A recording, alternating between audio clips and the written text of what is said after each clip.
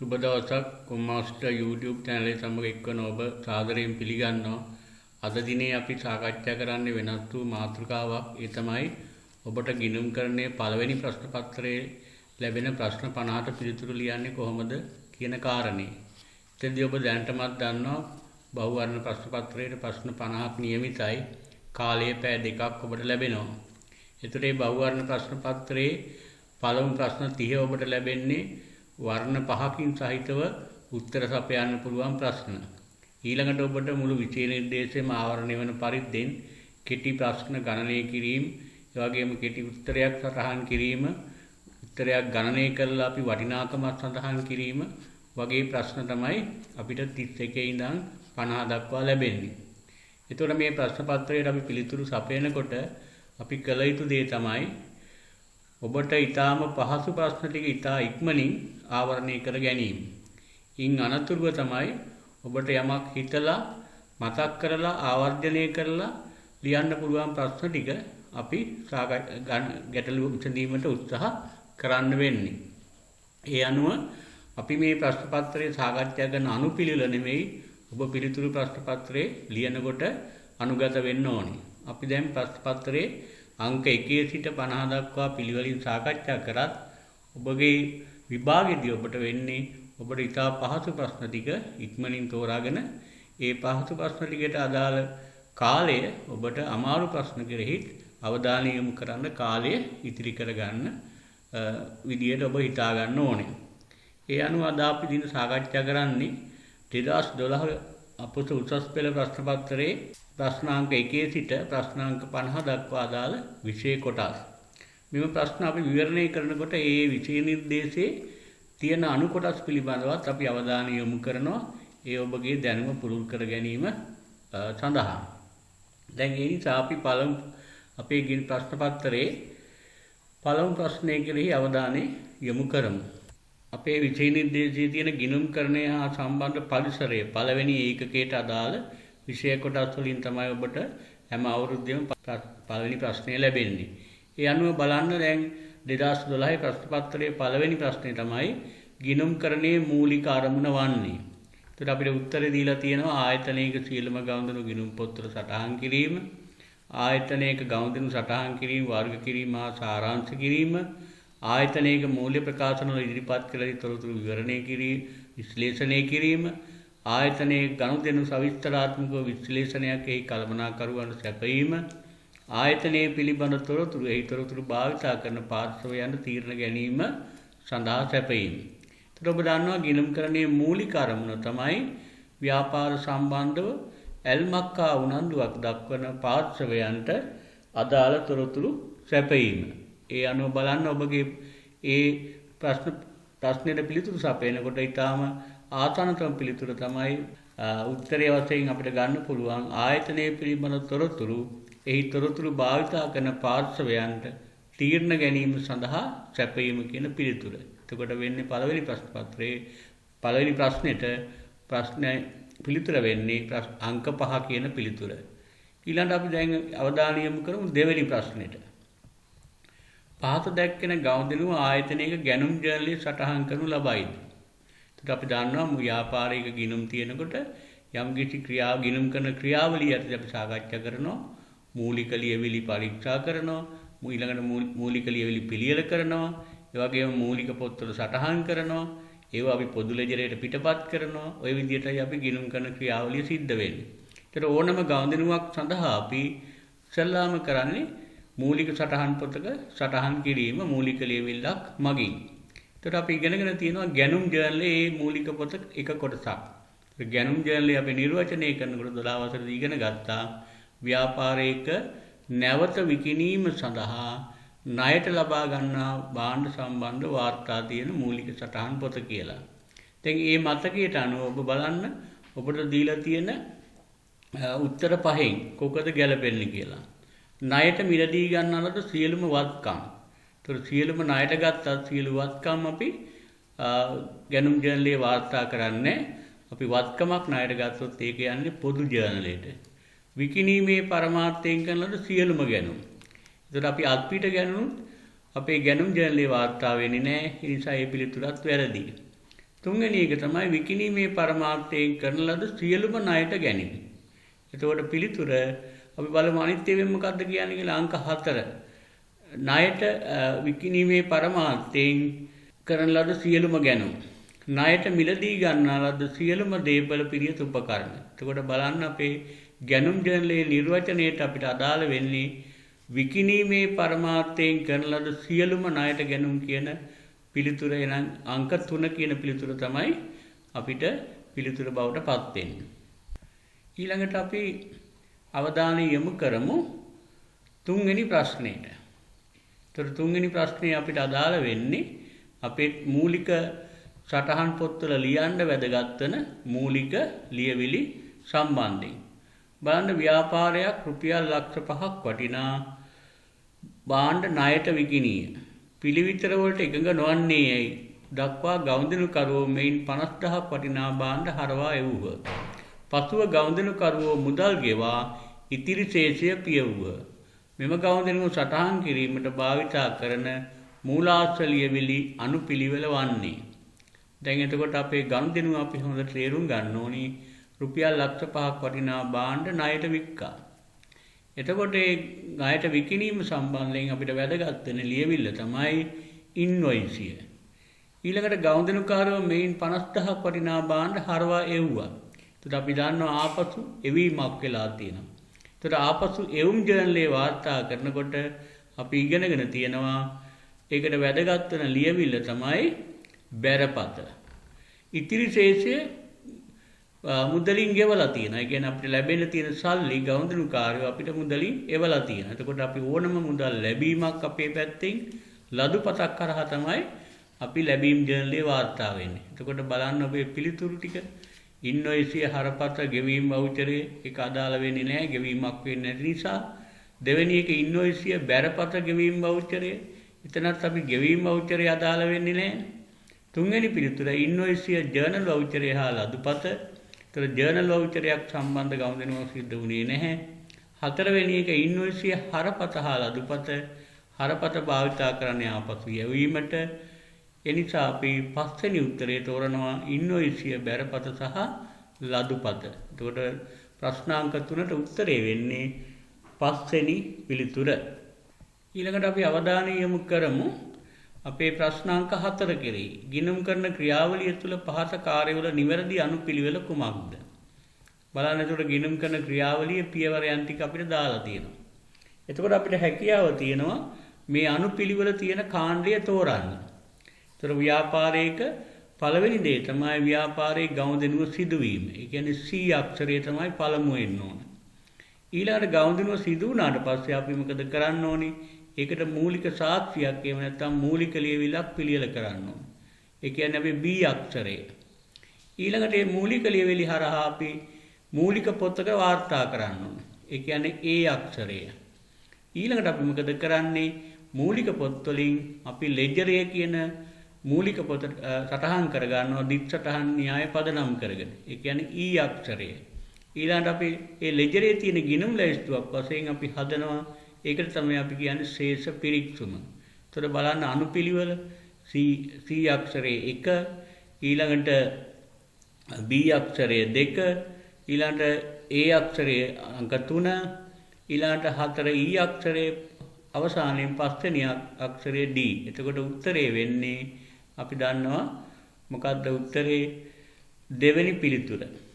C B A E D කියන පිළිතුර. ඒ කියන්නේ හතරවෙනි ප්‍රශ්නෙට පිළිතුර වෙන්නේ එතකොට දෙවෙනි උත්තරේ. දැන් අපි බලමු පස්වෙනි ප්‍රශ්නෙට අවධානය යොමු කරලා. මූල්‍ය ප්‍රකාශන සකස් කිරීම හා ඉදිරිපත් කිරීමේ ආකෘතිමය රාමුවට අනුව මූල්‍ය ප්‍රකාශන වල පදනම් වන උපකල්පන දෙක. දැන් එතෙන්දී අපි පොඩ්ඩක් සැලකිල්ල දක්වන්න ඕනේ. මේක 2012 විභාගයට ආවා. නමුත් වර්තමානයේදී අපි දන්නවා මූල්‍ය ප්‍රකාශන වලට පදනම් වන උපකල්පන දෙකක් නෑ, එකයි තියෙන්නේ.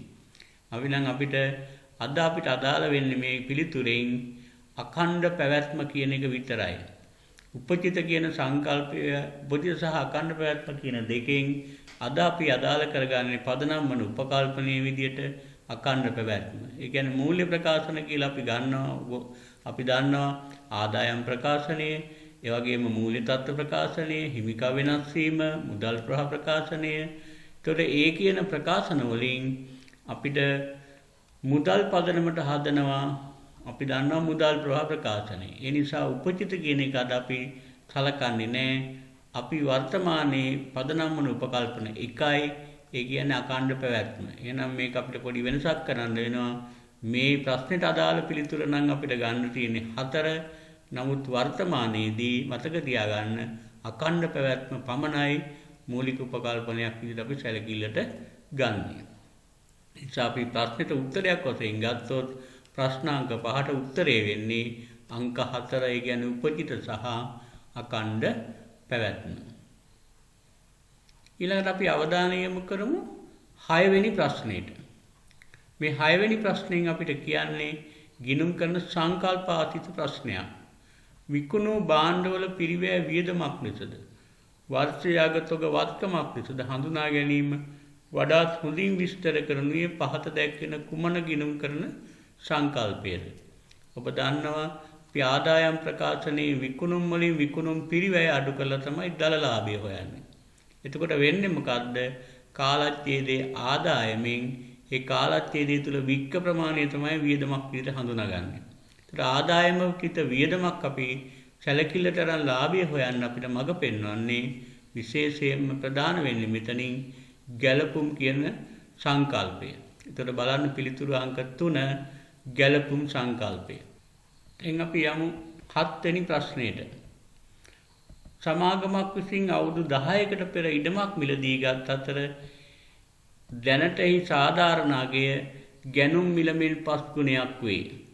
මෙම ඉඩම සාධාරණ අගයට ප්‍රත්‍යාගන්නේ කළේ නම් පහත සඳහන් ගිණුම් කරන තොරතුරු කුමන ගුණාත්මක ගති ලක්ෂණය නිරූපණය කරන්නේද? එතකොට මේ ඉඩම රන් තියෙන්නේ අවුරුදු 10කට පෙර.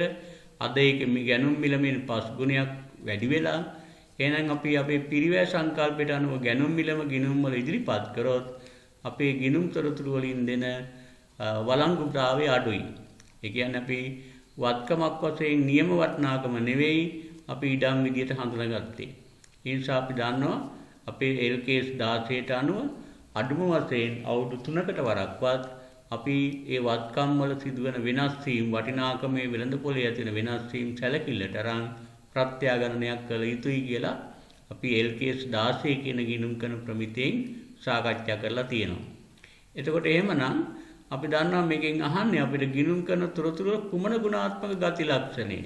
එතකොට අපි මේකේ පැරණි අගයේ පෙන්වුවොත් අපේ දෙන මූල්‍ය ප්‍රකාශන වල තියෙන අදාළභාවය කියන එක සිද්ධ වෙන්නේ නැහැ. ඒ නිසා අදාළභාවය රැකෙන්න නම් අපි ඒවා වර්තමාන අගයේම පෙන්눔 කරන්න ඕනේ. ඒ නිසා මේ ප්‍රශ්නෙට උත්තරේ වෙන්නේ අදාළභාවය කියන මූලික ගුණාත්මක ලක්ෂණයක්. ඔබ දන්නවා මූලික ගුණාත්මක ලක්ෂණ හා වැඩි දියුණු කිරීමේ ගුණාත්මක ලක්ෂණ කියලා ප්‍රධාන කොටස් දෙකකට අපි බෙදනවා. මූලික ගුණාත්මක ලක්ෂණ තමයි අදාළභාවය හා විශ්වාසනීය නියෝජනත්වය. ඒතකොට මෙතනදී අපි සාකච්ඡා කරන විදිහට අදාළ බව තමයි අපි මේ ප්‍රත්‍යාගණනය කිරීම තුළින් මූලික ප්‍රකාශන වල ප්‍රධාන ගුණාත්මක ලක්ෂණයේ විදිහට ආරක්ෂා කරන්නේ.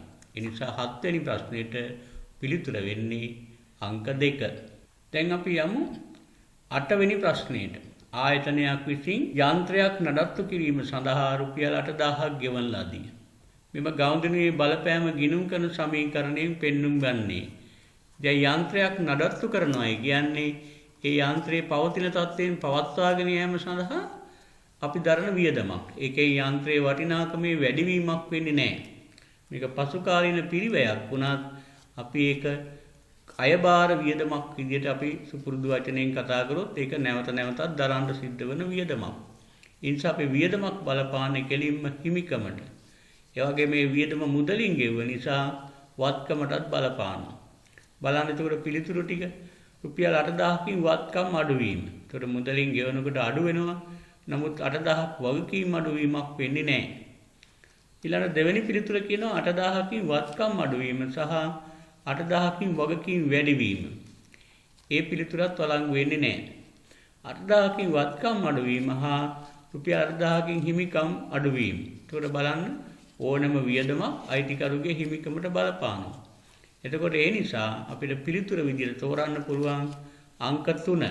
ඒතර අංක 4න් කියන්නේ 8000ක වත්කම් අඩුවීම සහ 8000ක හිමිකම් වැඩිවීම. ඒතර හිමිකම් වැඩිවීමක් වෙන්නේ නැහැ. පස්වෙනි පිළිතුරෙන් කියන්නේ 8000කින් වත්කම් අඩුවීම සහ 8000කින් වත්කම් වැඩිවීම.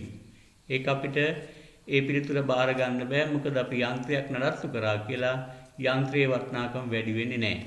එහෙනම් අපිට පැහැදිලි මේක වියදමක්. ඒ වියදම නිසා වත්කමක් අඩු වෙනවා මුදලින් ගෙවපු නිසා. හිමිකම අඩු වෙනවා වියදම වැඩි වෙච්ච නිසා. වියදමක් වැඩි වුණොත් ඒක ඍජුවම බලපාන්නේ හිමිකමේ අඩුවීමක්. එහෙනම් පිළිතුර වෙන්නේ 8 වෙනි ප්‍රශ්නෙට අංක 3 කියන පිළිතුර. හොඳයි දැන් අපි 9 වෙනි ප්‍රශ්නය කෙරෙහි අවධානය යොමු කරමු. වර්ෂයක් තුළ තනි ව්‍යාපාරිකගේ ප්‍රාග්ධන ගිණුමේ ශේෂය ලක්ෂ 5කින් වැඩි විය. පහත සඳහන් කුමන ගනුදෙනුව මෙම වැඩිවීම පෙන්눔 නොකරේද? එතකොට ප්‍රශ්නේ හොඳට තේරුම් ගන්න. අපෙන් අහන්නේ ප්‍රශ්නේ නොකරන එක. ඒ කියන්නේ ප්‍රාග්ධනයේ හිමිකම වැඩිවීමක් නොකරන ගනුදෙනුව තමයි අහන්නේ. එතකොට ව්‍යාපාරේ ලක්ෂ 5ක ලාභයක් ඉපීම. ලාභය අයිතිකරුට. එතකොට ඒක හිමිකමට බලපානවා. අයිතිකරු ලක්ෂ 5ක් නව ප්‍රාග්ධනය හඳුන්වා දීම. එතකොට ප්‍රාග්ධනයේ වැඩිවීමක් වෙනවා.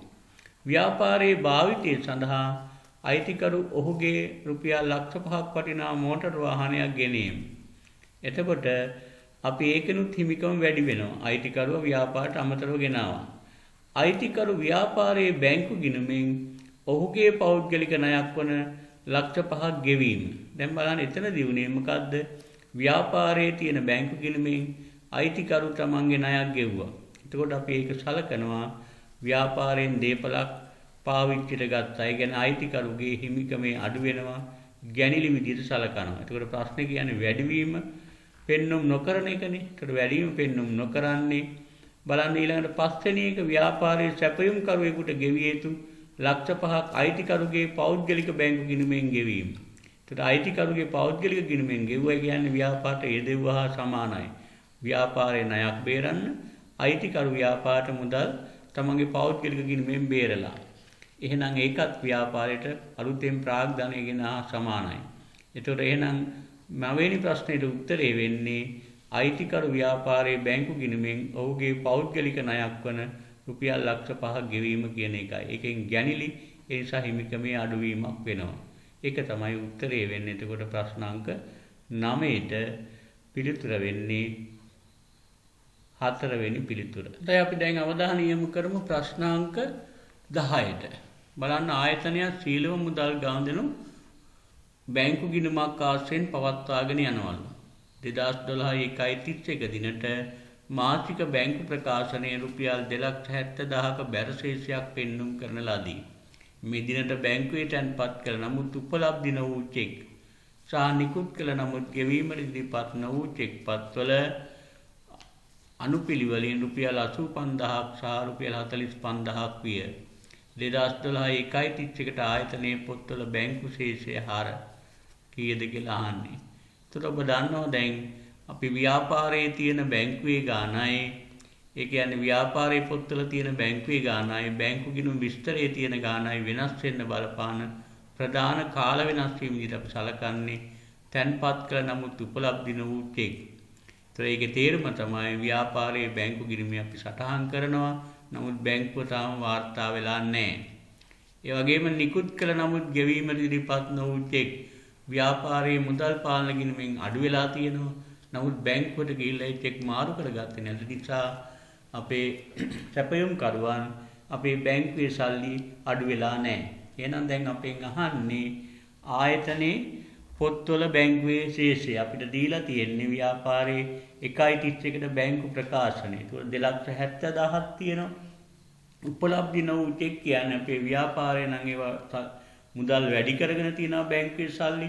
ඒ කියන්නේ මුදල් පාලන ගිණුම හර වෙලා තියෙනවා. එහෙනම් අපි මොකද්ද කරන්න ඕනේ? මුදල් පාලන ගිණුම ශේෂය හොයන්න නම් අර උපලබ්ධ වූ චෙක් 85,000 2,70,000ට එකතු කරනවා. එතකොට 3,55,000ක් පිළිතුර වෙනවා. ඒ වගේම නිකුත් කළ නමුත් ගෙවීමට ඉදිරිපත් නොවූ චෙක්. අපි නිකුත් කර දිනේදීම මුදල් පාලන ගිණුමට බැරවර කරන නිසා අපි බැංකුවට ඉදිරිපත් කරුවේ නැති වුණත් අපි දන්නවා ව්‍යාපාරයේ නිවැරදි ගිණුම් පිළිවෙත අනුව චෙක් පත්‍රයක් නිකුත් කරවහම මුදල් පාලන ගිණුම බැර වෙනවා. ඒ නිසා අපි මොකද කරන්නේ? අර 45000ක් අපි බැංකුවට තාම මාරු කරගන්න ගියේ නැති වුණත් අපි 45000 අඩු කරන්න ඕන. එතකොට බලන්න 2,70,000යි ඒකට උපලබ්ධ වූ චෙක් 85000 එකතු කරපුවම 3,55,000යි ලිකුත් කර නමුත් ගෙවීමට ඉදිරිපත් නොවූ චෙක් අපි 45000ක් අඩු කරනවා. එතකොට පිළිතුර වෙන්නේ 3,10,000. එතකොට බලන්න 3,10,000 තියෙන්නේ මොන පිළිතුරද? අංක 4. එහෙනම් අංක 4 තමයි නිවැරදි පිළිතුර වෙන්නේ. ප්‍රශ්න අංක 11. ව්‍යාපාරයක ආයතනයක කෙටුම්පත් මූල්‍ය ප්‍රකාශන පිළියෙල කිරීමෙන් පසු පහත දැක්වෙන වැරදි අනාවරණය විය.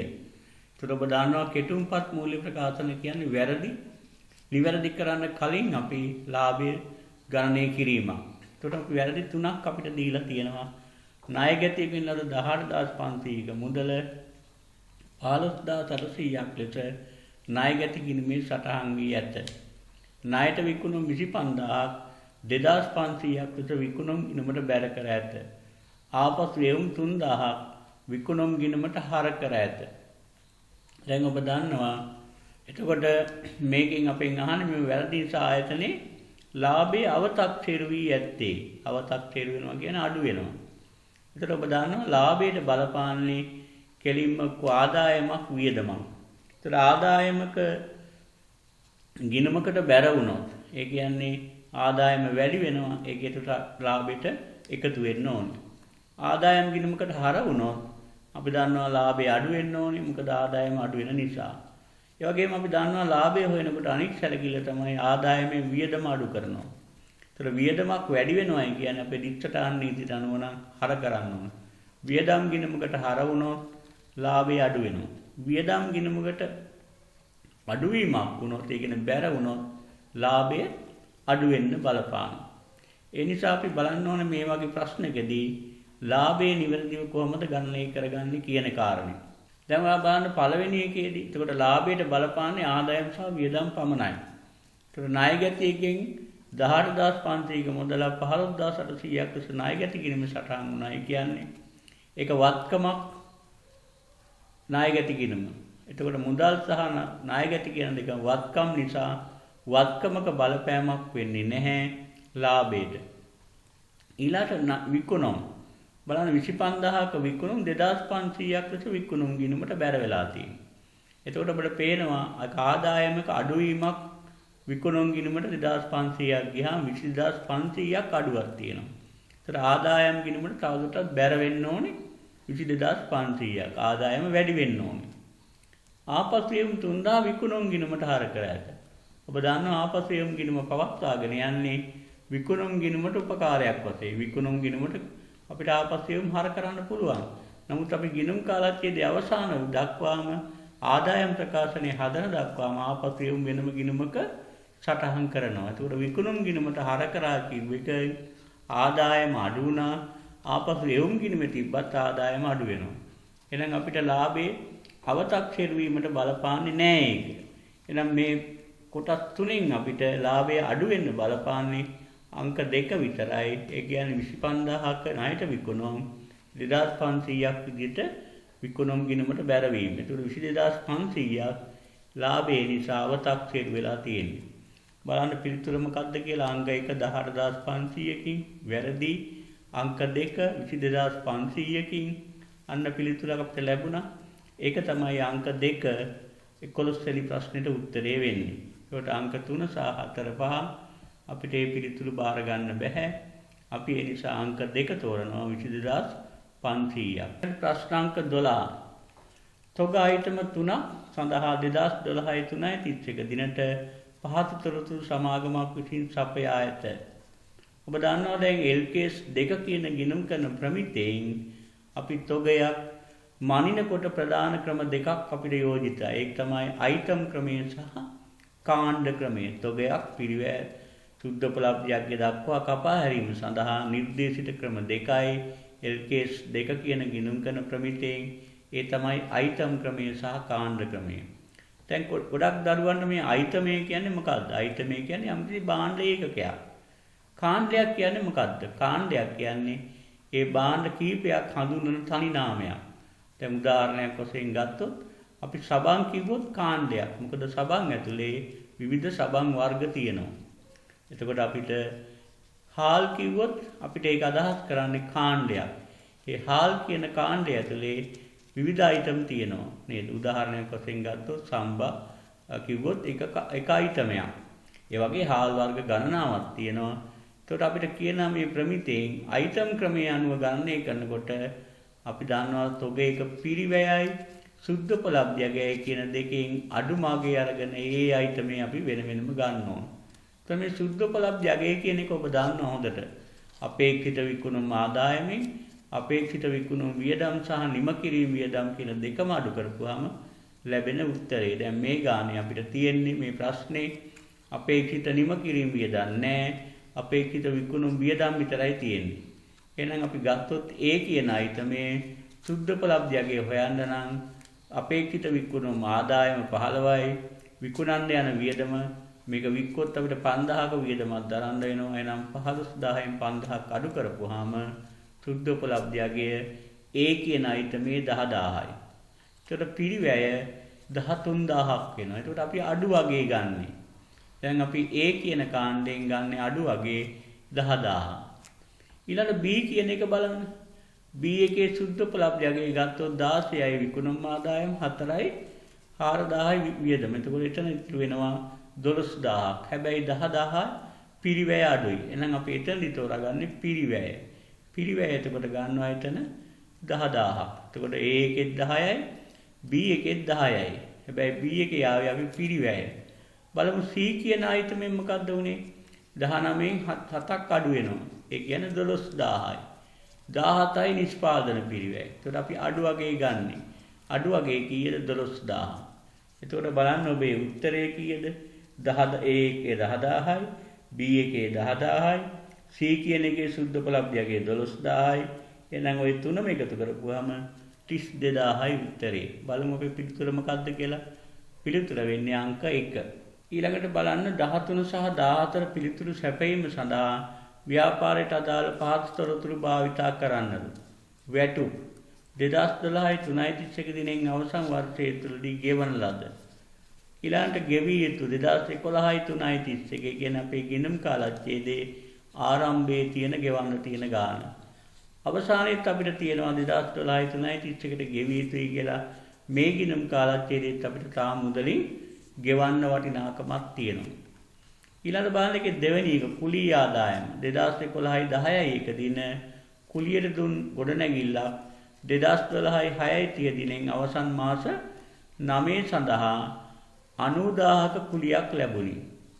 දැන් අපෙන් අහන්නේ 2012 3.31 දිනෙන් අවසන් වර්ෂයේ සඳහා ආදායම් ප්‍රකාශයේ වාර්තා කළ යුතු කුලිය වැටුප් සහ කුලී ආදායම කීයද කියන කාරණේ. දැන් එතකොට අපේ මේ ගිණුම් කාලච්ඡේදය ගත්තොත් 2012 3.31. එතකොට බලන්න ඔබ දැන් අපිට අහන්නේ වැටුප් කීයද කියලා. එතකොට ඔයා බලන්න වැටුප් අවුරුද්ද තුල ගෙවලා තියෙනවා 44000. එතකොට අපි ගිණුමක් ගහගත්තොත් අපිට ඉතා පැහැදිලි ගිය අවුරුද්දේ අපිට ගෙවන්න තියෙන ගාන ගෙවිය යුතු ගාන අපි උපචිත නැතොත් ගෙවිය යුතු ගාන තියෙනවා 4000ක්. එතකොට 4000ක් අපි ගිණුමේ බැල පැත්තේ ලියනවා. ඊළඟට බලන්න අපි 44000ක් වර්ෂයේ මුදලින් ගෙවුවා. මුදල් පාලන බැර. එතකොට වැටුප් ගිණුම 44000යි. ඊළඟ 2012 3.31ට උපචිත තියෙනවා ගෙවිය යුතු කියන එක. 24000ක් අපි ගිණුමෙන් මොකද කරන්නේ? අවුරුද්දට උපචිතයි නම් වියදමක් ඒ අවුරුද්දට වියදමක් වශයෙන් අපි හඳුනා ගන්නවා. ඒ කියන්නේ 24000ක් හර කරනවා. ඒක තාම ගෙවලා නිසා ගිණුමේම ඉදිරියට බැරශේෂයක් විදියට යනවා. ඒතර ඔය කියන කාරණා ටික ගත්තොත් අපිට පැහැදිලි අපේ අපි ගිණුමක් ගැව්වොත් ගිණුමේ හර පැත්තේ 44000යි 24000ක් තියෙනවා. බැර පැත්තේ තියෙනවා 4000ක්. එහෙනම් අපිට 44යි 24යි 68යි ඒකතු අපි ගිණුමේ බැර පැත්තට අරන් යනවා. එතකොට 4000ක් ආරම්භයේ බැර පැත්තේ තියෙනවා. එතකොට අපිට උත්තරේ එනවා 64000ක් කියන උත්තරේ. එතකොට බලන්න 64000 උත්තරේ. දැන් අපි ආදායම් පැත්ත බලමු. කුලී ආදායම. කුලී ආදායම අපිට ලැබිලා තියෙනවා 90000ක් මාස 9කට. එතකොට මුදල් කියලා අපි 90000ක් ආදායමන් නිසා මුදල් ගිණුම හර වෙලා ආදායම් ගිණුම බැර වෙනවා. දැන් මේ ආදායම 90000න් අපේ ගිණුම් කාලච්ඡේදයට අදාළ ප්‍රමාණය අපි වෙන් කර ගන්නවා. එතකොට අපේ ගිණුම් කාලච්ඡේදය තමයි අපිට දීලා තියෙන්නේ 2012 3.31. එතකොට බලන්න දැන් 2012 3.31 ගෙවනකොට අපිට දීලා තියෙනවා 2011 10.1 දින කුලියට දුන් ගොඩනැගිල්ල සඳහා මාස 9කට 90000ක්. ඒතකොට එක මාසයකට 10000ක් වෙනවා කුලිය. එතකොට දැන් බලන්න 2011 කියන්නේ අපේ අවුරුද්දේ මාස 6කට 10.1 11.1 12.1 ගත්තොත් ඒ අවුරුද්දේ මාස 3ක් තියෙනවා. ඊළඟට අපි සාකච්ඡා කරන 2012 6.30 දිනෙන් අවසන් මාස 6යි කියන්නේ එතකොට මාස 9 හැදෙන්නේ මේ විදිහට. ඒත් අපේ ගිණුම් කාලච්ඡේදයට අදාළ වෙන්නේ මොකද්ද? අපේ ගිණුම් කාලච්ඡේදයට අදාළ වෙන්නේ මාස 6කට අදාළ ප්‍රමාණය. ඒ නිසා අපි මොකද කරන්නේ? අපි මාස 6කට අදාළ ප්‍රමාණය එක මාසයකට මාස 9කට 90000 වුණොත් එක මාසයකට 10000යි. ඒ 10000 අනුව අපි මාස 6ක අපේ ගිණුම් කාලච්ඡේදයට අදාළ වෙන කොටස විතරක් අපි ආදායමක් විදිහට ආදායම් ගිණුමෙන් අපේ ආදායම් ප්‍රකාශයට මාරු කරනවා. ඒ කියන්නේ 60000. එතකොට 90000ක් බැර වුණා 60000ක් ලාභ ගිණුමට යනවා. ඉතිරි 30000 අපි ඉදිරියට යනවා. එතකොට උත්තරේ වෙන්නේ බලන්න වර්ෂයට අදාළ ආදායම කුලී ආදායම 60000යි. අපේ පළවෙනි උත්තරේ 64000යි. එහෙනම් 64000යි 60000යි කියන උත්තරේ වෙන්නේ ප්‍රශ්න අංක පිළිතුරු අංක 4. එහෙනම් අපි පිළිතුරු අංක 4 තමයි නිවැරදි පිළිතුර විදියට සාකච්ඡා කරන්නේ. දැන් අපි යමු බලන්න ප්‍රශ්න අංක 14 කෙරෙහි අවධානය යොමු කරන්න. බලන්න එතකොට 2001ත් අපි 2012යි 3.31ට මූල්‍ය තත්ත්ව ප්‍රකාශයේ ඉහත ගෞන්දින වල දාලා හඳුනාගත යුතු මුළු වගකීම. ඒතර මුළු වගකීම කියන්නේ 3.31 දිනට අපි ගෙවන්න තියෙන ගාණ. ඒතර බලන්න ගෙවන්න තියෙන ගාණත් අර කලින් ලද්ද දෙකත් එකතු වෙන්න ඕනේ. බලන්න එතකොට අපිට අපි ළඟ වැටුප් ගිණුම ගත්තොත් අපි වැටුප් තව ගෙවන්න තියෙනවා 24000ක් උපචිත වැටුප්. මොකද අවුරුද්ද අදාළ ගාණ 64 නිසා. ඊළඟට අපි ළඟ තියෙනවා කලින් ලද ආදායම් කුලී ආදායම්. එතකොට අපි ඒක බලන්න අපිට තියෙනවා 30ක් 90ක් ලැබුණා 60ක් අපි අවුරුද්දේ ආදායම විදිහට ගත්තා 30ක් තියෙනවා. එහෙනම් අපිට උපචිත වැටුප් 24යි කලින් ලද ලැබීම් ආදායම් 30000යි ඔය කියන දෙකම අපේ වගකීමක් බවට පත් වෙනවා. ඒ නිසා 14 වෙනි එකට උත්තරේ 54000 කියන උත්තරේ කියන්නේ පිළිතුරු අංක 4. දැන් අපි අවධානය යොමු කරමු ප්‍රශ්න අංක 15 සහ 16ට පිළිතුරු සපයන ආකාරය. ඒකට බලන්න ඔබ කියවලා 2011 4.1 දින අමිල සහ කපිල ව්‍යාපාරයට එළඹුණු අතර පාසඳාන් එකඟතා ඇති කර ගත්තා. එක් හවුල්කරුවෙකුට රුපියල් ලක්ෂය බැගින් වේතනයක් හිමිවීම. 10%ක වාර්ෂික පොලියක් හවුල්කරුවන්ගේ ප්‍රාග්ධන ශේෂය මත හිමිවීම. පිළිවෙලින් 3:2 අනුපාතයට ලාභ බෙදා ගැනීම. ඒක තමයි අපේ හවුල් සම්මුතියේ තියෙන කාරණා. ඒතර ප්‍රාග්ධන ලෙස අමිල සහ කපිල විසින් පිළිවෙලින් ලක්ෂ 4ක් සහ ලක්ෂ 2 බැගින් යොදවනවා. එතකොට හවුල් සම්මුතියේ තියෙනවා එයාලට අවුරුද්දට 10%ක පොලියක් ප්‍රාග්ධනය මත හිමි වෙනවා. එතකොට ඔබට ඉතා සරලයි ලක්ෂ 4ට 10%යි කියන්නේ 40000යි. ලක්ෂ 2ට 10%යි කියන්නේ 20000යි ප්‍රාග්ධන පොලිය. එතකොට අපි දන්නවා දැන් අපේ ජංගම ගිණුමට හවුල්කරුවන්ගේ ලාභයෙන් බෙදා හරින්න ඕනේ ප්‍රාග්ධන පොලිය. එතකොට ජංගම ගිණුම බැර ඔබ විසර්ජන ගිණුම හර කරලා ජංගම ගිණුම බැර කරනවා. එතකොට අපිට විසර්ජන ගිණුමක් හදන්නම අවශ්‍ය නැහැ. අපි ජංගම ගිණුමට බැර වෙනවා. එතකොට ප්‍රාග්ධන පොලිය කියලා 10% ගත්ත උත්තරේ 40000ක් අමිලටත් කපිලට 20000කුත්. දැන් මේ වගේ ගැටලු අපි විසඳනකොට යම්කිසි පෙර වැඩක් අපිට අවශ්‍ය වෙනවා. අපිට හිතෙන් හදන්න අමාරුයි. ඒ නිසා ඔබට පුළුවන් මේ වීඩියෝ එක අවසානයේදී අපි මේ පිළිතුරු ගත්ත ආකාරය පිළිබඳ පෙර වැඩ කොලයක් වෙන ඔබට පිළිතුරු හොයා ගැනීම පහසුව සඳහා අපි මේකේ ඇතුළත් කරනවා. නිසා ඔබ මේ ගැන අවධානය යොමු කරන්න. ඒ වගේම අපි ඊළඟට බලමු ප්‍රාග්ධනයේ පොලි ගණනය කරා වගේම අපිට හවුල් ලේතනයක් තියෙනවා ලක්ෂයක්. හවුල් සම්මුතිය පළවෙනි වගන්තිය. ඒතර එක් හවුල්කරුවෝ දෙන්නෙක් ඉන්නවා. ඒ කියන්නේ ලක්ෂ දෙකක් එහෙනම් දැන්ටමත් අපි වාර්ෂික සුද්ධ ලාභයේ 3,60,000න් හවුල්කරුවන්ට ලාභ කොටස් බෙදා හරින්න කලින් හවුල් ලේතන ලක්ෂ දෙකකුත් ඒ වගේම ප්‍රාග්ධන පොලි දෙන්නගේ එකතුව 60,000කුත් අයින් කරන්න ඕනේ. ඒ දෙකම අපි හවුල්කරුවන්ට වෙන වෙනම ජංගම ගිණුම් වලට බැර වෙනවා. ඒ අනුව ඔබට මතකයි දැන් 3,60,000ක ලාභයෙන් 2,60,000ක්ම අපි හවුල් ලේතන සහ ප්‍රාග්ධන පොලි කියලා වෙන් කරන්න ඕනේ. එතකොට අපි ජංගම ගිණුම හැදුවොත් ප්‍රාග්ධන පොලි අමිලට 40,000යි කපිලට 20,000යි. හවුල් ලේතනයත් අපි ජංගම ගිණුමට බැර වෙනවා දෙන්නටම ලක්ෂේ. දැන් එතකොට අපේ ලාභය 3,60,000යි. ඒකෙන් අපි දැනටමත් බෙදා හැරලා ඉවරයි 2,60,000 ප්‍රාග්ධන පොලි සහ හවුල් ලේතන වශයෙන්. ඉතුරු වෙලා තියෙන ලාභ කොටස් වශයෙන් බෙදන්න ලක්ෂයක මුදලක්. ඒකට අපි බෙදන්න තියෙන ක්‍රමය තමයි හවුල් සම්මුතියේ 3:2 අනුපාතය. ඒතර ලක්ෂයේ 3:2ට බෙදුවයි කියන්නේ රුපියල් 60,000යි 40,000යි කියන අනුපාතයට බෙදෙනවා. ඒතර ඒකත් හවුල්කරුවන්ට ලැබෙන්න ඕනේ. ඒකට ප්‍රාග්ධන පොලි ලැබෙන්න ඕනේ, හවුල් ලේතන ලැබෙන්න ඕනේ, ලාභ කොටස් ලැබෙන්න ඕනේ. ඒතර බලන්න අමිලගේ ජංගම ගිණුමට ඔය සියල්ලම බැර වෙනවා. 40,000යි ලක්ෂයයි ලාභ කොටස් 60,000යි. ඒ ටික එකතු කරොත් අමිලට ජංගම ගිණුමේ ශේෂය තියෙනවා ලක්ෂ 2ක්. ඒ වගේම කපිලගේ බලන්න. එයාගේ ප්‍රාග්ධන පොලි 20,000යි, හවුල් ලේතනයේ ලක්ෂයයි, ලාභ කොටස් 40,000යි. ඒ ටික එකතු ගත්තොත් 1,60,000යි. එතකොට ජංගම ගිණුම් වල ශේෂය අපෙන් අහන්නේ. ඒතර අපේ උත්තරේ වෙන්නේ 2,00,000යි 1,60,000යි කියන උත්තරය. ඒ කියන්නේ ප්‍රශ්න පිළිතුරු අංක 3 කියන උත්තරය තමයි නිවැරදි පිළිතුර වෙන්නේ. දැන් ඒකේ 16 වෙනි ප්‍රශ්නයට අපි අවධානය යොමු කරමු.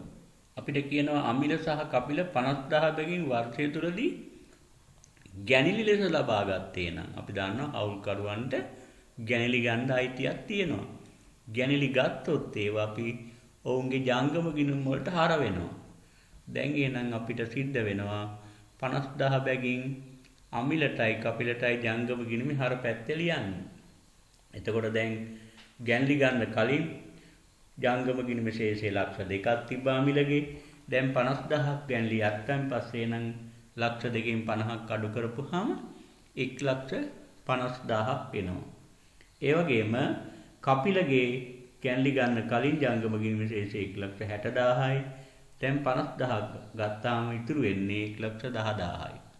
එතකොට අපි අපෙන් අහනවා දැන් 2012 3:30 හවුල් ව්‍යාපාරයේ හිමිකම කොපමණද? ඔබ දන්න හිමිකම කියන්නේ හවුල්කරුවන්ගේ ප්‍රාග්ධන ගිණුම් සහ ජංගම ගිණුම් වල එකතුව. එතකොට අපිට ඊටාම ලේසි මේකේ ප්‍රාග්ධනේ ගිණුම් දෙක එකතු කරපුවාම ලක්ෂ 4යි ලක්ෂ 2යි ලක්ෂ 6යි. ඔය ප්‍රාග්ධන පොලි හවුල් ලේතන ලාභ කොටස් කියන තුනම අපි බෙදුවොත් අපි මේ බෙදීම තුල 3,60,000ක ලාභය තමයි බෙදා හැරලා තියෙන්නේ. එතකොට 6යි 2 3යි 3,60,000යි 9,60,000යි. ඒ වුණත් අපි දන්නවා දෙන්න එකතු වෙලා ගැන්ලි අරන් ගිහිල්ලා තියෙනවා 50,000 බැගින්. ඒ කියන්නේ ලක්ෂයක් අරන් ගිහිල්ලා තියෙනවා. ඒක අපි අඩු කරනවා. එතකොට එහෙම නැත්නම් අපිට පහසුයි අපේ 15 වෙනි පිළිතුරේ තියෙන ලක්ෂ 2යි 1,60,000න් අපි 50,000 අඩු කරොත් එතකොට අමිලගේ 1,50,000යි කපිලගේ 1,10,000යි එකතු කරත් අපිට මේ පිළිතුර හොයාගන්න පුළුවන්. ඒ අනුව අපිට ආරම්භක ප්‍රාග්ධනයේ ලක්ෂ 6යි 3,60,000ක ලාභයෙන් ඒගොල්ලෝ ලක්ෂයක් අරන් ගියා. ඒකට අපිට ඉතුරු වෙන්නේ 2,60,000යි. ඒතර ලක්ෂ 6ට 2,60,000 එකතු වුණාන් පස්සේ අපේ පිළිතුර වශයෙන් එන්නේ 8,60,000යි. එහෙනම් බලන්න ඔබ පස්වෙනි පිළිතුරේ තමයි 8,60,000 තියෙන්නේ. එතකොට ඔබට පස්වෙනි පිළිතුර තමයි ප්‍රශ්න අංක 16 දී අපි නිවැරදි පිළිතුර බවට පත් වෙන්නේ. ඊළඟට ප්‍රශ්න අංක 17. ලාභ දෙකට එකට අනුපාතයට බෙදා ගනිමින් අමල් බිමල් චමල් හවුල්‍ය විසින් හවුල් ව්‍යාපාරයක් පවත්වාගෙන යන ලදී. 3.31 දින චමල් හවුල් ව්‍යාපාරයේ විශ්‍රාම ගත් අතර අමල් සහ බිමල් ලාභ 3:2 අනුපාතයට බෙදා ගනිමින් හවුල් ව්‍යාපාරය පවත්වාගෙන යාමට එකඟ විය. මෙදිනට හවුල් ව්‍යාපාරයේ කීර්ති නාමයේ ලක්ෂ 4ක් ලෙස ඇස්තමේන්තු කරන ලද අතර එය හවුල්කරුවන්ගේ ප්‍රාග්ධන ගිණුම් තුලින් ගලපන ලදී. 2012 3.31ට අමල් සහ බිමල්ගේ ප්‍රාග්ධන ගිණුම් ශේෂයන්ට මෙම කීර්ති නාම ගැලපීම කරන ලබන සුද්ධ බලපෑම කුමක්ද? දැන් ඒකට අපි දන්නවා හවුල්කාරයෙක් විශ්‍රාම යනකොට හවුල් ව්‍යාපාරයක කීර්ති නාම ගැලපීමක් කරන්න ඕන. ඒකට අපි ප්‍රාග්ධන ගිණුමෙන් ගලපනවායි කියන්නේ අපි ළඟ ඉන්න සියලුම හවුල්කරුවෝ. එතකොට අපි අමල් බිමල් චමල් කියන තුන් දෙනාට මේ කීර්ති නාමය පැරණි අනුපාතයට බෙදා හරිනවා. ඒතර පැරණි අනුපාතයට බෙදා හැරිය කියන්නේ කීර්ති නාමය අපේ ලක්ෂ 4යි ලක්ෂ 4 බෙදන්න ඕනේ දෙකට එක අනුපාතයට. ඒතර බෙදුවොත් ඔබට පැහැදිලි 5න් බෙදුවොත් 80000ක් එනවා. ඒතර 80000 දෙකයි කියන්නේ 1,60,000යි. ඒතකොට අපේ උත්තරේ පැරණි අනුපාතයට බෙදපුවාම ප්‍රාග්ධන ගිණුම් බැර කරනවා අමල් බිමල් චමල් 1,60,000යි 1,60,000යි 80000 බැගින්. ඊළඟ අපි කීර්ති නාම ගිණුම ප්‍රාග්ධන ගිණුමෙන් ගලපනකොට අපි තබා ගන්නෙ නැහැ. එහෙනම් අපේ විශ්‍රාම ගිය එක්කෙනාගේ ප්‍රාග්ධන ගිණුම හැර විශ්‍රාම නොගිය දෙන්නගේ ප්‍රාග්ධන ගිණුම් වලට ඒ කීර්ති නාමය හර කරන්න ඕනේ. එතකොට බලන්න අපේ විශ්‍රාම යන්නේ චමල් විශ්‍රාම ගියාම අපිට ඉතිරි වෙන්නේ අමල් බිමල්. ඒතර අමල් බිමල් මොකද කරන්නේ 9 අනුපාතයේ 3:2ට පවත්වාගෙන යනවා දිගටම ව්‍යාපාරේ. එහෙනම් අපිට තියෙන්නේ 3:2 අනුපාතයට අර ලක්ෂ 4 නැවත බෙදා හරින්න ඕනේ. අපි විශ්‍රාම නොගිය හවුල්කරුවන්ගේ ප්‍රාග්ධන ගිණුම් වලින් අඩු කරන්න ඕනේ. එතකොට ලක්ෂ 4 3:2ට බෙදුවා කියන්නේ අපි දන්නවා 5න් බෙදුවොත් ලක්ෂ 4 80000යි 80000 2,40,000. එතකොට අමල්ගේ ප්‍රාග්ධන ගිණුමට හර කරනවා 2,40,000. ඒ වගේම බිමල්ගේ ප්‍රාග්ධන ගිණුමට ඒ වගේ ඒවා දෙකක් කියන්නේ 1,60,000. එතකොට දැන් අපේ පළවෙනි පියවරේදී අපි කරේ ප්‍රාග්ධන ගිණුම් බැර කරා තුන් දෙනාටම. එතකොට බලන්න Aට 1,60,000යි Bට 1,60,000යි Cට 80,000 වශයෙන් බැර වුණා. හර වුණා පහු Aට 2,40,000යි Bට 1,60,000යි. එතකොට දැන් ඒ දෙන්නගේ ප්‍රාග්ධන ගිණුම් සංසන්දනය කරොත් Aට බැර වුණා ඉස්සෙල්ලා 1,60,000ක් හර වුණා 2,40,000. එතකොට අපි ඒගේ ප්‍රාග්ධනයේ සුද්ධ ප්‍රතිඵලය තමයි ඒගේ ප්‍රාග්ධනයේ අඩු වෙලා තියෙනවා 80,000. බීගේ ප්‍රාග්ධනයේ බැලුවොත් 1,60,000ක් බැර වුණා 1,60,000ක් හර වුණා වෙනසක් වුණේ නැහැ. එතකොට සීට අපි යනකොට ලබා දුන්නු 80,000ම නම් සම්පූර්ණයෙන් ඒගේ ප්‍රාග්ධනයෙන් තමයි අඩු වෙලා තියෙන්නේ. ඒකට හේතුව කිව්වොත් එයා තමයි යන එක්කෙනාගේ ලාභ අනුපාතයේ භුක්ති විඳින්නේ. ඒ නිසා මේක භුක්ති විඳීම පිළිබඳ ප්‍රශ්නයක්. ඒ භුක්ති විඳීමේ අනුපාතයේ වශයෙන් අපි ඒට තමයි ඒක අයිති වෙලා තියෙන්නේ සීගේ ලාභ කොටස. ඒ නිසා දැන් අපෙන් අහන්නේ ප්‍රශ්නය මොකද්ද? බලපෑම කීර්ති නාමය අමල්ටයි බිමල්ටයි. එතකොට බලන්න අපේ උත්තරේ බලපෑමක් අමල්ට නැද්ද? ඒ උත්තරේ වළංගු නැහැ දෙන්නගෙටම බලපෑමක් නොමැත කියන එක අපිට පිළිගන්න බෑ. දෙවෙනි උත්තරේ ගත්තොත් අමල්ගේ 80000ක් අඩු වෙනවා බිමල්ට බලපෑමක් නැහැ. අන්න ඒ පිළිතුර තමයි නිවැරදි පිළිතුර විදිහට අපිට තෝරන්න වෙන්නේ. ඒකට අනික් පිළිතුරු හතරම අපිට නිෂේධනය වෙන්නේ ඒවේ නියම වටිනාකම අපේ දික්සටහනින් පෙන්වුම් කරන්නේ නැහැ. ඔබ හොඳට මතක තියාගන්න පැරණි අනුපාතයට බැර කරනවා සියලුම හවුල්කරුවන්ට. ඊළඟ විශ්‍රාම නොයන හවුල්කරුවන්ට නව අනුපාතයට අර කරනවා. ඒ දෙකේ සුද්ධ ප්‍රතිඵලය තමයි අපි දැන් සාකච්ඡා කරේ. එතකොට අපිට පැහැදිලි අමල්ගේ ප්‍රාග්ධනයේ රුපියල් 80000ක් අඩු වෙලා තියෙනවා. බිමල්ගේ ප්‍රාග්ධනයට බලපෑමක් නැහැ. ඒ නිසා පිළිතුරු අංක 2 විදියට අපිට තෝරන්න පුළුවන්. ඊළඟට අපිට 18 වෙනි ප්‍රශ්නේ අපේ සමාගම් ගිණුම්කරණය සම්බන්ධ කොටස් නිකුතුව හා සම්බන්ධ ප්‍රශ්නයක් අපිට ඉදිරිපත් වෙලා තියෙනවා. 2011 4.1 දින ත්‍රිමිත අමර පොදු සමාගම නිකුත් කළ සාමාන්‍ය කොටස් ලක්ෂ 5ක්ද ප්‍රකාශිත සාමාන්‍ය කොටස් ප්‍රාග්ධන ගිණුමේ අපිට තියෙනවා කෝටි 10ක්. එතකොට 2011 7.1 දින සෑම කොටස් 5කටම එක බැගින් කොටස් රුපියල් 20කට මිලදගත් කොටස් නිකුත් කිරීමක් කරමින් සමාගම රඳවාගත් ඉපයීම් ප්‍රාග්ධනිත කරන ලදී. එතකොට මේ වචන අපි පස්සේ පැහැදිලි කරගමු. 2012 1.1 දින පැවති සෑම සාමාන්‍ය කොටස් 6කටම එක බැගින් කොටසක මිල රුපියල් 15ක් වූ හිමිකම් නිකුතුවක් කරන ලදී. එතකොට ඔබ දන්නවා රඳවාගත් ඉපයීම් ප්‍රාග්ධනිත කරනවා කියන්නේ අපේ සංචිත පදනම් කරගෙන ඒවා ප්‍රාග්ධන කොටස් බවට පරිවර්තනය කරා. මේක තනි වචනකින් කිව්වොත් ඔබ දන්නවා ප්‍රසාද නිකුතුව කියලා අපි ඉගෙන ගන්න ඔන්න ඔය කාරණේ. ඒතර ප්‍රසාද නිකුතුවකදී අපිට මුදල් ලැබෙන්නේ නැහැ. සංචිතයක් තවත් පාවිච්චි කරලා අයිතිකරුගේ හිමිකම වැඩි කිරීමක්. ඒකට හිමිකම වැඩිවීමක් වෙන්නේ නැති වුණත් අපේ රඳවාගත් ඉපයීම අඩු වෙලා ප්‍රාග්ධනය වැඩි වෙනවා. එතකොට බලන්න අපෙන් අහන්නේ සමාගමේ හිමිකමේ වැඩිවීම හෝ අඩුවීම කොපමණද?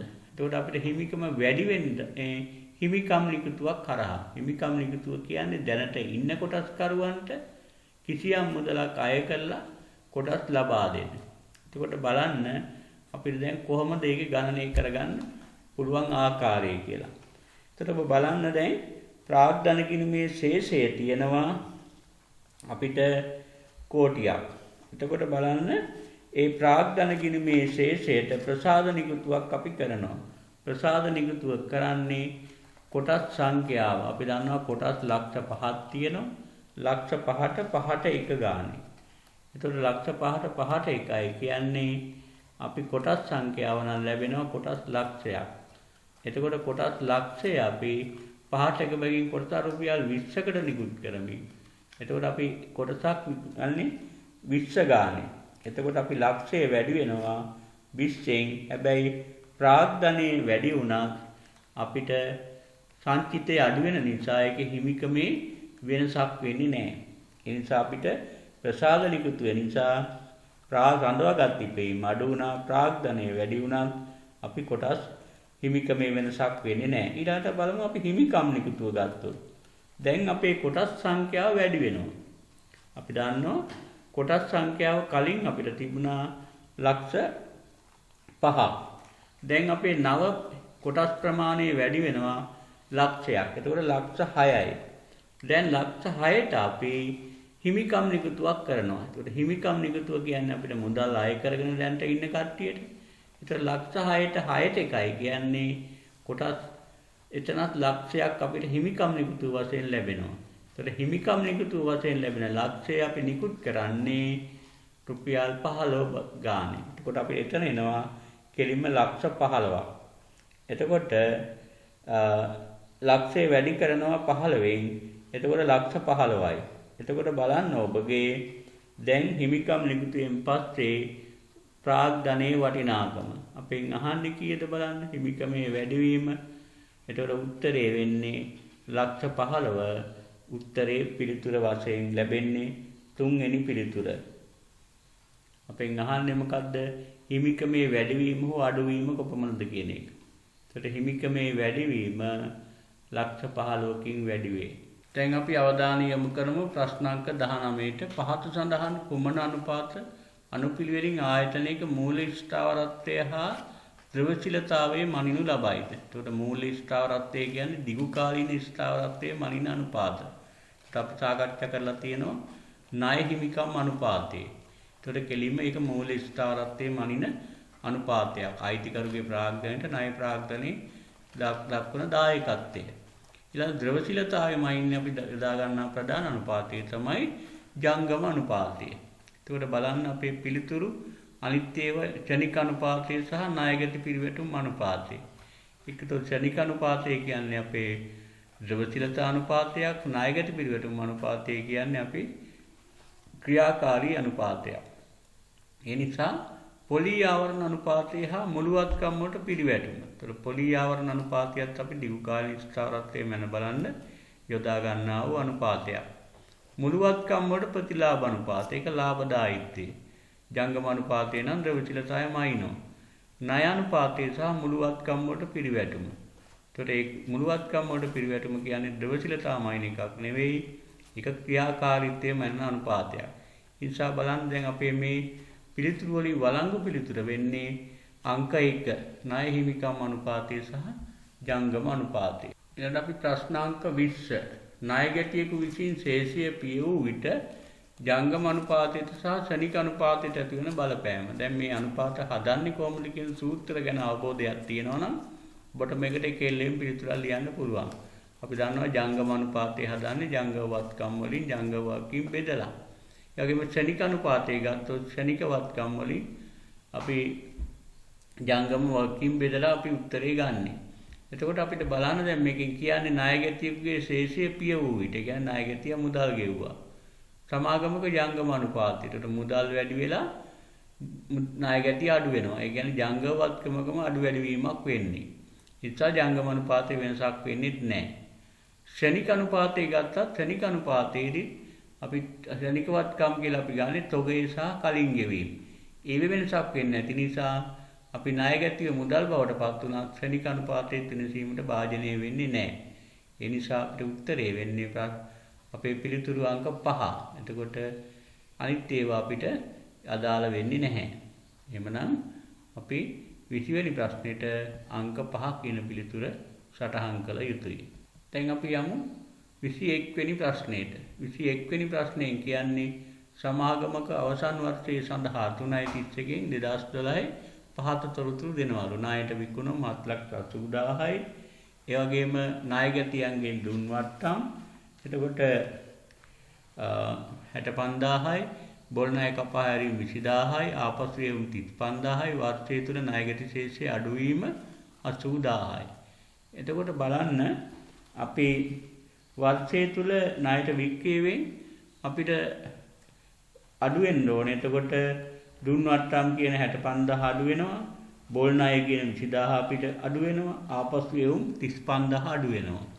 එහෙම අඩු වුණාට පස්සේ අපිට මුළු අඩුවීම වශයෙන් ගත්තොත් දුන් වට්ටම් 65යි බොල් ණය 20000යි ආපසු එවුම් 35යි බැර වෙනවා. ඒතර අපි වර්ෂය තුල ණයට විකුණුම් 6,60,000ක මුදල් ලැබීමක් වෙනවා වර්ෂය තුල. ඊළඟට අපිට කියනවා වර්ෂය තුල ණය ගැටි ශේෂය අඩුවීම. ඒතර ණය ගැටි ශේෂය අඩු වුණයි කියන්නේ ආරම්භක ශේෂය අඩුවීමක්. ඒ කියන්නේ අපිට අපෙන් අහන්නේ ණය ගැටියන්ගෙන් ලද මුදල. එතකොට අවුරුද්ද තුල ණයට විකුණුම් වලින් 660ක් අපිට අඩු වෙලා තියෙනවා. ඒ වගේම ආරම්භක ශේෂයේ අඩුවීම 80000යි. ඒ කියන්නේ නම් මේ අවුරුද්ද අවසන් වෙනකොට ණය ගැතිය අපිට 6,60,000ක් වර්ෂය තුල ආරම්භක ශේෂයේ අඩුවීම 80000යි. ඒ දෙක එකතු කරපුවාම 6,60,000ට 80000ක් එකතු කරපුවාම 7,40,000ක් උත්තරේ වශයෙන් අපිට ලැබෙනවා. එහෙනම් ප්‍රශ්නාංක 21ට අපිට උත්තරේ විදිහට ගැලපෙන්නේ 5 වෙනි පිළිතුර. ඊළඟට අපි ප්‍රශ්නාංක 22ට යනවා.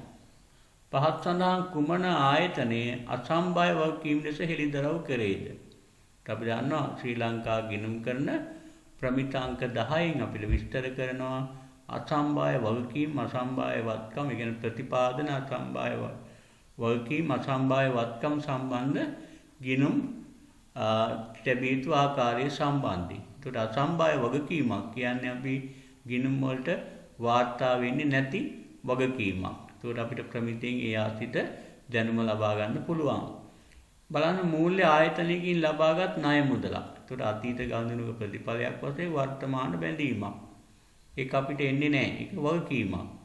ආයතනයකට එරෙහිව නොවිසඳුන් නඩුවක්. එතකොට අපිට ඒක වන්දි ගෙවන්නත් පුළුවන්, නොගෙවන්නත් පුළුවන්. ඒ වගේම අපි ඊළඟට බලන්න වෙනත් ආයතනයකින් ලබාගත් ණයක් සඳහා අපකරුවෙකු වීමට ඇති කරගත් එකඟතාවයක්. ඒතකොට ඒකත් අපිට අසම්භාව්‍ය ස්වරූපයක් පෙන්නනවා. බැංකු ගිණුමෙහි දැක්වෙන අයිරාශේෂයක්. ඒතකොට අයිරාශේෂයක් කියන්නේ අපි වැඩියෙන් චෙක් නිකුත් කරපු නිසා බැංකුවට වෙලා තියෙන ණය මුදලක්. එතකොට අපිට පැහැදිලි එතනදී අපිට උත්තරයක් වෙන්නේ අපිට අසම්භාය වගකීමක් විදිහට පෙන්눔 කරන්නේ B සහ C කියන උත්තර දෙක. එතකොට අපිට ප්‍රශ්නේ අදාළ පිළිතුර වෙන්නේ තුන්වෙනි පිළිතුර B සහ C. එතකොට අසම්භාය වගකීම් සම්බන්ධ නිර්වචනයන් ඔබට බලා ගන්න පුළුවන් ශ්‍රී ලංකා ගිණුම් කරන ප්‍රමිතාංක 36ට 36න් කතා කරන අසම්භාව්‍ය වගකීම් ප්‍රතිපාදනයන් අසම්භාව්‍ය වත්කම් සම්බන්ධ ගිණුම් තැබීම. එතකොට ඒකට අදාළ ප්‍රශ්නයක් තමයි මේ අපි අහලා තියෙන්නේ. ඊළඟට අපි බලමු ප්‍රශ්නාංක 23. 3.31 දිනෙන් අවසන් වර්ෂය සඳහා සීමිත මధుර පොදු සමාගමේ මූල්‍ය ප්‍රකාශන වලින් එහි අධ්‍යක්ෂක මණ්ඩලය විසින් 2012 6.30 දින අනුමත කරන ලදී. 2012 4.1 දින සහ 2012 6.30 දින අතර කාලය තුළ මෙම සමාගමේ පහත සඳහන් සිදුවිය. එතකොට මූල්‍ය වාර්තාකරණයට පසු සිදුවීම් කියන ගිණුම් කරන ප්‍රමිතිය තමයි මේ ප්‍රශ්නෙට අදාළ වෙන්නේ. එතකොට බලන්න ඔබ මූල්‍ය වාර්තා අනුමත කරන දිනයත් නේද? ඊළඟට මූල්‍ය වාර්තා ගිණුම් කාලකයේදී අවසාන දිනයත් අතර සිදුවන වාසිදායකව අවාසිදායක සිදුවීම් තමයි මූල්‍ය වාර්තාකරණයට පසු සිදුවීම් කියලා අපි කතා කරන්නේ. ඒකට ඒව කොටස් දෙකයි. ගලපන සිද්ධීන් නොගලපන සිද්ධීන්. ඒතර ගලපන සිද්ධියක් කියන්නේ අපේ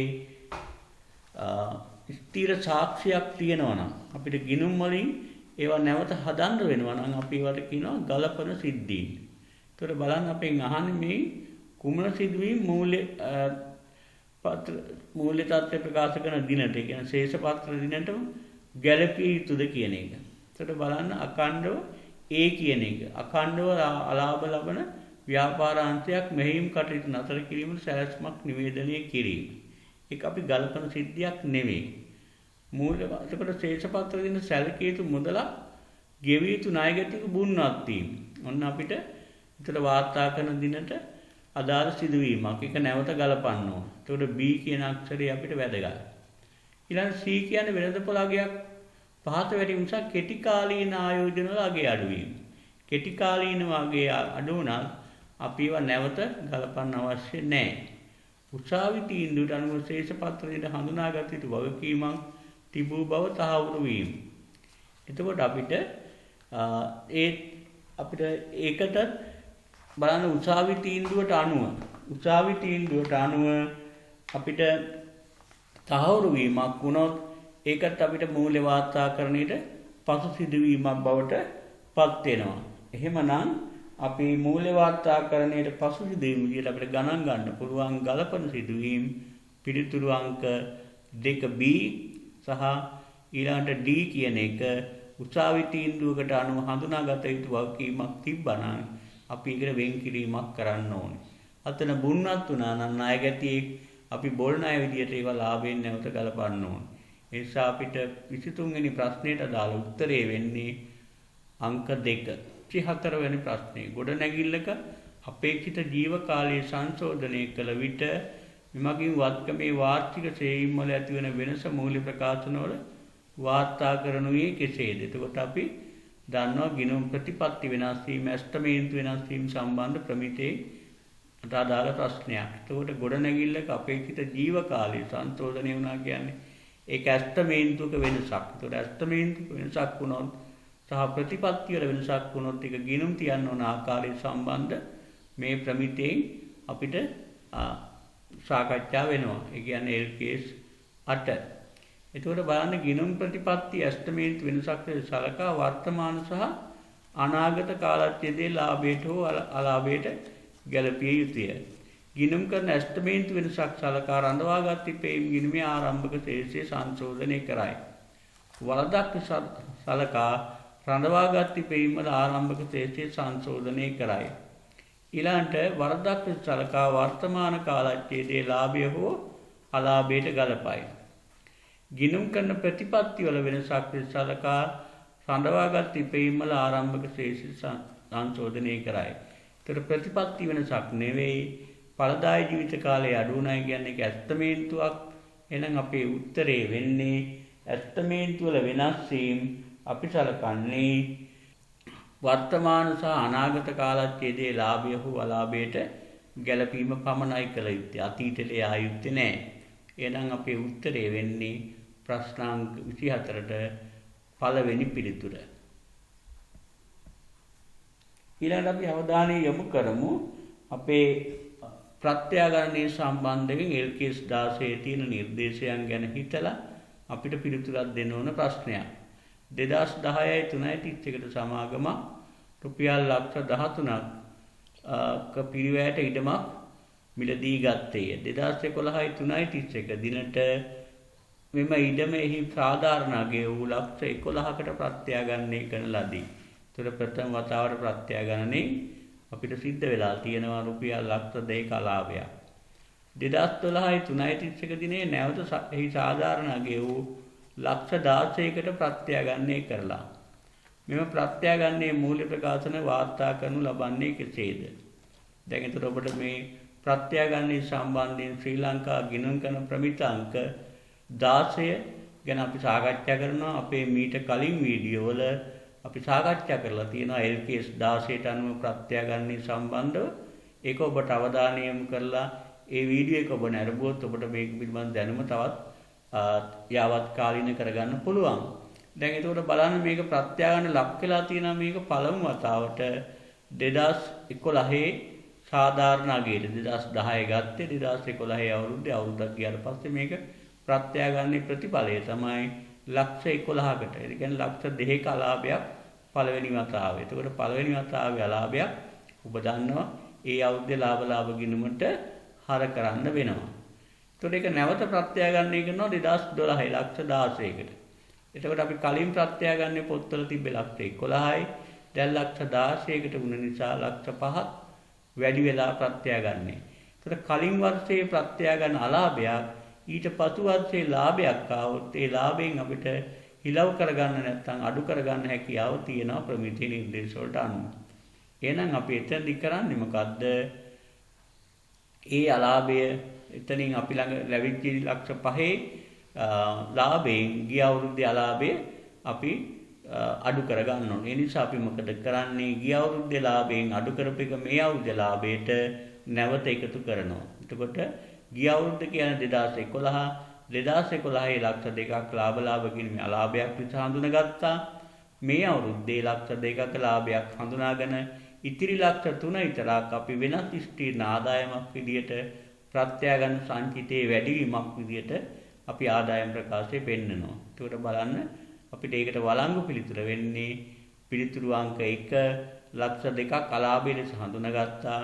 ලක්ෂ 2ක ලාභයක් හඳුනාගත් විදිහ අතර ඉතිරි ලක්ෂ 3 ප්‍රත්‍යාගන්න සංචිතයක් ලෙස සැලකනවා. එතකොට අපි ප්‍රත්‍යාගන්නේ සම්බන්ධ නිර්දේශයන් 4ක් තියෙනවා. ඔබට පුළුවන් ඒක මීට පෙර අපි සාකච්ඡා කරපු ප්‍රමිතියට ගියොත් ඒක නිවැරදි අවබෝධයක් ලබා ගන්න. දැන් 26 වෙනි ප්‍රශ්නෙට යන් භාණ්ඩයක නිෂ්පාදන පිරිවැය සමාන වනුයේ.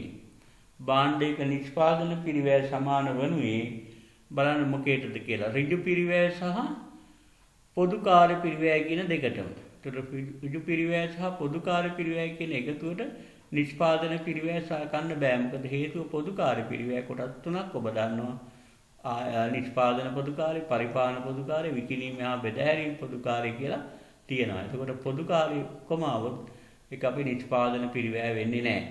ඊළඟ අමුද්‍රව්‍ය පිරිවැය හා ශ්‍රම පිරිවැය දෙක එකතු. අමුද්‍රව්‍ය පිරිවැය ශ්‍රම පිරිවැය දෙක එකතුවත් මුළු නිෂ්පාදන භාණ්ඩයක නිෂ්පාදන පිරිවැය වෙන්නේ නැහැ.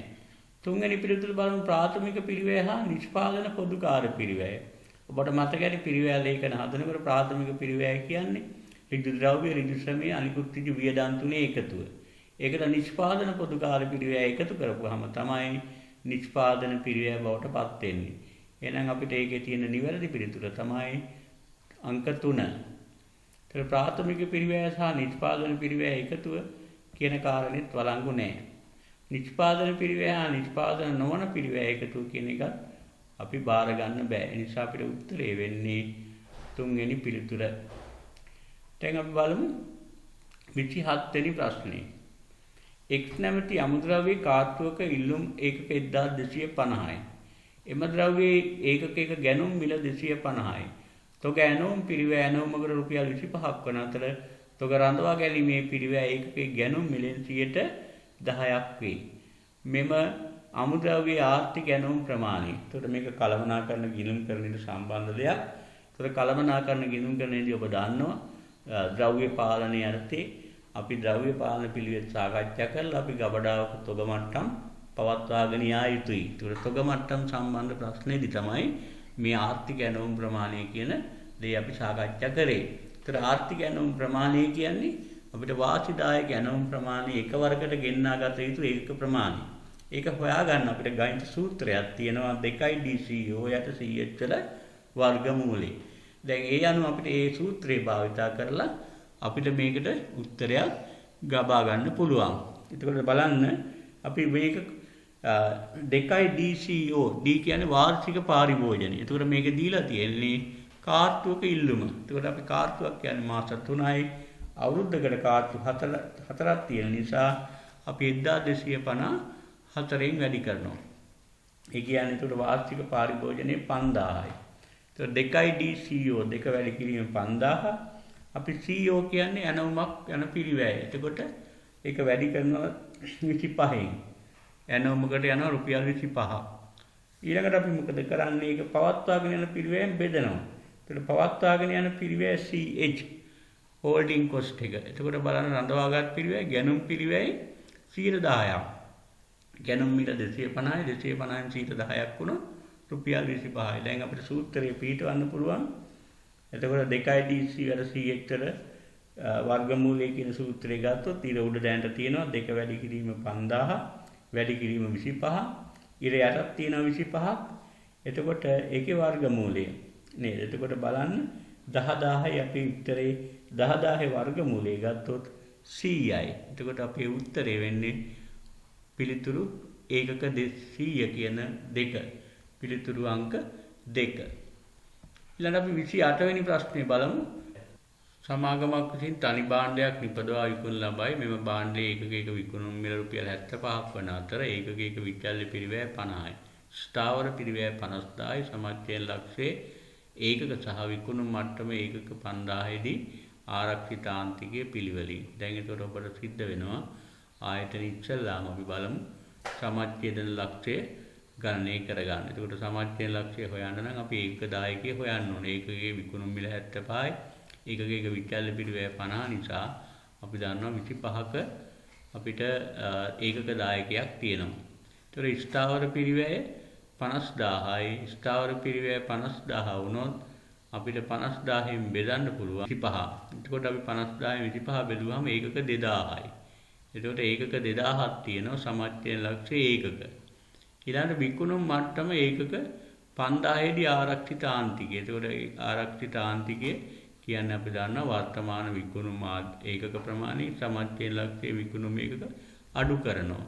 එතකොට බලන්න අපිට ආරක්ෂිත ආන්තිකයේ තියෙනවා 3000ක්. මොකද 5000න් අපේ සමච්ඡේදන ලක්ෂය 2000 නිසා 2000ක් අඩු කරපුවම 3000යි. එතකොට අපෙන් අහනවා සමච්ඡේදන ලක්ෂය ඒක සහ විකුණුම් මට්ටම ඒකක 5000යි ආරක්ෂිත ආන්තිකයේ පිළිවෙලින්. ආරක්ෂිත ආන්තිකයේ රුපියල් වලින් අහන්නේ. ඒක 3000 වැඩි කරන්න ඕන 75න්. 3075න් වැඩි කරපුවාම අපිට පිළිතුර වෙනවා 225000ක්. එතකොට බලන්න 28 වෙනි ප්‍රශ්නෙට උත්තරේ අපිට පුළුවන් ප්‍රශ්න උත්තරේ තියෙන්නේ අංක 2. එතකොට සමච්ඡේදන ලක්ෂය 2000යි. අපේ ආරක්ෂිත ආන්තිකයේ රුපියල් වලින් 225000යි. එතකොට පිළිතුර වෙන්නේ පිළිතුරු අංක 2. ඊළඟ බාන 29 ව්‍යාපාරික සමච්ඡේදන ලක්ෂයට අදාළව පහත් සඳහන් කුමන ප්‍රකාශයේ නිවැරදිද? බලන්න ලාභයක් හෝ අලාභයක් නොමැති වීම. එතකොට සමච්ඡේදන ලක්ෂයේ ලක්ෂණයක් තමයි ලාභයක් හෝ අලාභයක් නොමැති වීම. ආදායම් වියදමට සමානයි. ඊළඟ මුළු දායකයේ ස්ථාවර පිරිවැයට සමාන වීම. ඔව්. මොකද ස්ථාවර පිරිවැය දායකයේ ඇතුලේ ලාභයක් නැහැ. සමච්ඡේදන ලක්ෂයේදී අපි දන්නවා ලාභයක් නැහැ. එතකොට ස්ථාවර පිරිවැයට අනිවාර්යයෙන්ම අඩු කරලා පස්සේ බිඳුවයි. ඒ නිසා අපි දායකයේ සමාන වෙනවා ස්ථාවර පිරිවැයට. විකුණුම් ආදායම් මුළු පිරිවැයට සමාන වීම. ඔව් ඒකත් හරි. එතකොට බලන්න D විකුණුම් ආදායම මුළු විචල්්‍ය පිරිවැයට සමාන වීම. එහෙම වෙන්නේ නැහැ. එතකොට මුළු ස්ථාවර පිරිවැය මුළු විචල්්‍ය පිරිවැයට සමාන වීම. ඒකත් අපිට ලැබෙන්නේ නැති උත්තරයක්. එහෙනම් අපිට උත්තරේ තියෙන්නේ බලන්න නිවැරදි එක ලාභයක් හෝ අලාභයක් නොමැති වීම, මුළු දායකයේ මුළු ස්ථාවර පිරිවැයට සමාන වීම. එතකොට C විකුණුම් ආදායම මුළු පිරිවැයට සමාන වීම. ඔන්න ඒ කියන්නේ ABC කියන උත්තරේ තමයි අපිට නිවැරදි පිළිතුර විදියට ගන්න පුළුවන්. අපේ සමාජීය ලක්ෂ්‍ය සහ ලාභය අතර ඇති සම්බන්ධතාවය ගැන අවබෝධ කරගත්තාම. දැන් ඊළඟට අපි ගමු අවසාන ප්‍රශ්නේ 30. සමාගමක නව ව්‍යාපෘතික මුදල් හෝ ඇස්තමේන්තු කිරීමේදී පහත් සඳහන් කුමන අයිටම අඩංගු කෙරේද? එතකොට නව ව්‍යාපෘතික මුදල් ප්‍රවාහය ඇස්තමේන්තු කරනකොට ව්‍යාපෘති සඳහා යන්ත්‍ර අත්පත් කර ගැනීමේ පිරිවැය. එතකොට ඒක අපිට අදාළයි නේද? මුදල් ප්‍රවාහ ඇස්තමේන්තු කරනකොට ගන්නවා. එතකොට එම යන්ත්‍රවල ෂෙයා වීම අපි ගලා යෑමක් නොවන නිසා අපි ඒක ගන්නෙ නැහැ. එතකොට A ගන්නවා B ගන්නෙ නැහැ. සුම්බුන් නගයත් අපි ගන්නවා. ඊළඟට නව ව්‍යාපෘති නිසා දැරීමට සිදුවන මෙහියුම් වියදම් ඒකත් අපි ගන්නවා. ව්‍යාපෘතිය සම්බන්ධ වෙළඳපොළ සමීක්ෂණය කිරීම සඳහා දරන ලද පිරිවැය. ඒවා අපි ගිලුණු පිරිවැයක් විදිහට සලකන්නේ. ව්‍යාපෘතිය ගැනීමේදී. එතකොට එහෙනම් අපිට අදාළ වෙන්නේ A ඊළඟට C ඊළඟට අපිට ගන්න පුළුවන් D ඊළඟට E ගන්නෙ නැහැ. එතකොට උත්තරය බලන්න A ඊළඟට C ඊළඟට D. එතකොට A C D A C D. එතකොට උත්තරය වෙන්නේ දෙවෙනි පිළිතුර. හොඳයි. එතකොට අපි දැන් අපේ ප්‍රශ්න වලින් අපිට බහුවර්ණ ප්‍රශ්න 30 අපි සාකච්ඡා කරලා ඉවරයි. අපි ඊළඟට 31 සිට 51 අපි දෙවෙනි වටේදී අපි අපේ වීඩියෝ එකකින් ඔබට සාකච්ඡාවට භාජනය කරනවා. එතෙක් ඔබට මෙතෙක් සාකච්ඡා කරපු සියලුම වීඩියෝ ඔබට බලාගත්තාම ඔබගේ දැනුම තවදුරටත් දියුණු කරගන්න පුළුවන්. විශේෂයෙන් ශ්‍රී ලංකා ගිණුම් කරන ප්‍රමිතාංක 16ට අනුව දේපල පිරියට ප්‍රත්‍යාගන්න සම්බන්ධව අපි වීඩියෝ එකක් කරා. ඒකෙන් ඔබට තවත් එකක් බැලුවොත් ඔබට මේ නිර්දේශයන් ගැන අවබෝධයක් අපිට ගන්න අවස්ථාව තියෙනවා. අපි මේ සාකච්ඡා කරපු ප්‍රශ්න වල අපිට පෙර වැඩ වශයෙන් ඔබට ලැබෙන විභාගෙදී ලැබෙන කොලේ අපි පෙර වැඩ සකස් කරගන්න ආකාරය අපි මේ 2012 ප්‍රශ්නයේදී අපි ගණනය කරගත්ත පිළිතුරු සම්බන්ධව අපි වීඩියෝ එකට අමතරව ඔබට ගණනය කිරීම ලැබෙන ආකාරය පිළිබඳව මේක ඇතුළත් කරනවා.